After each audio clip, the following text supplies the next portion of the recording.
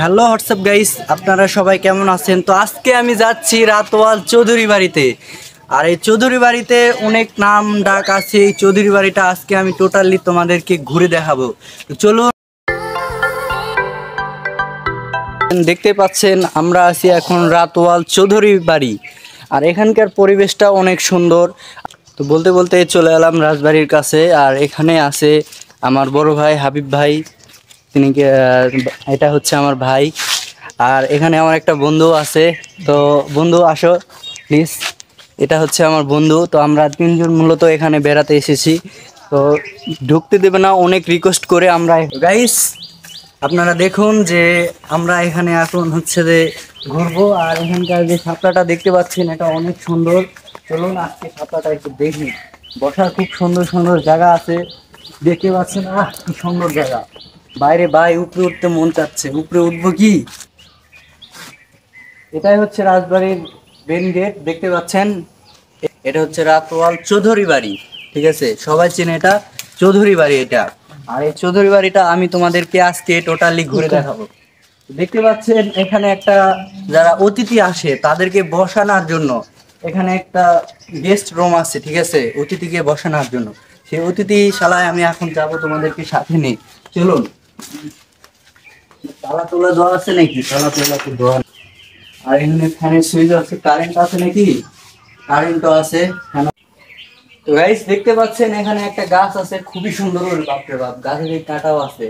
তো নাম জানা অসাধারণ সুন্দর একটা গাছ। গাছের মাথাটাও অগুন্তি। গাছের খাইরুল ফুলছবি খাইরুল লাগে আছে, তারপর ফুলছবি সব বাংলাদেশ বাংলাদেশ।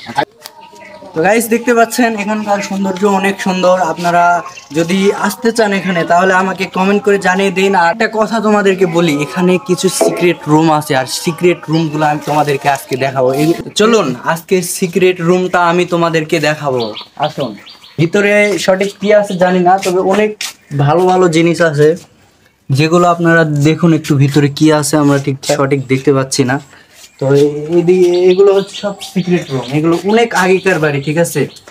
অনেক আগেকার বাড়ি এগুলো, দেখতে পাচ্ছেন। অনেক সুন্দর, অনেক ডিজাইন। এগুলো কিন্তু মাটির বাড়ি।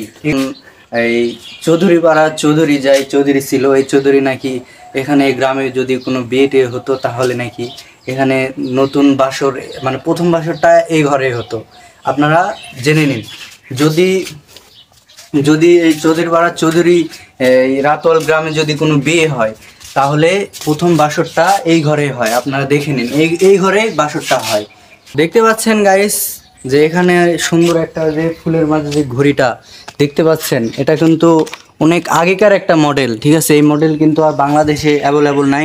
বাংলাদেশে না, গোটা পৃথিবী মিলাও এই ঘড়ি দেখতে পাবেন না। দেখতে পাচ্ছেন ফুলের ভিতরে, মানে ফুলের মধ্যস্থলে একটা ঘড়ি আছে, দেখতে পাচ্ছেন। খুবই সুন্দর একটা ফুলের মাঝখানে। এটা পুরোটাই মাটির, কিন্তু ইটের কিন্তু কেউ ভাববেন না। আবার এটা হচ্ছে কৃষ্ণচূড়া গাছ। এখান থেকে গোসল করতে যাচ্ছিল, দেখতে পাচ্ছেন। এখান থেকে চৌধুরীটা গোসল করতে যাচ্ছিল।